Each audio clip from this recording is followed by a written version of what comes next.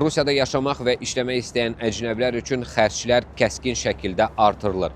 Belə ki, Rusiya Maliyyə Nazirliyinin hazırladığı qanun layihəsi artıq hökumət komissiyası tərəfindən bəyənilibdir.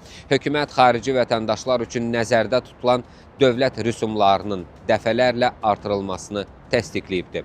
Yeni tariflərin 1 iyul 2026-cı il tarixindən etibarən tətbiq olunması planlaşdırılır. Dəyişikliklər həm vizaları, həm də ölkədə qalmaq üçün tələb olunan sənədləri əhatə edir. Ən kəskin artım Rusiya vətəndaşlığına qəbul və ondan imtina prosedurlarında müşahidə edilir. Bu xidmət üçün rüsum 4200 rubldan birbaşa 50.000 rublə qaldırılır. Yəni, Rus vətəndaşlığını almaq üçün 50.000 rubl ödəmək lazım olacaqdır. Bundan başqa yaşayış icazəsinin, yəni VNJ-nin qiyməti 5 dəfə artaraq 30.000 rublə, giriş dəvətnaməsinin rüsumu isə 8 dəfə bahalaşaraq 8.000 rublə çatacaq.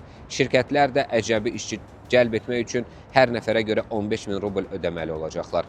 Məlumata görə 90 günədək ölkədə qalmaq istəyən miqrantlar çoxdəfəli giriş vizası üçün isə əvvəlkindən 3 dəfə çox, yəni 6.000 rubl ödəməli olacaqlar. Ekspertlərin fikrincə Rusiyada sənəd almaq və vətəndaşlıq qazanmaq istəyən şəxslər bu ilin yayından etibarən dövlətə indikindən 12 dəfəyə qədər daha çox pul ödəməli olacaqlar. Bu da ölkəyə gələn işçi sayının azalması ilə nəticələnə bilər.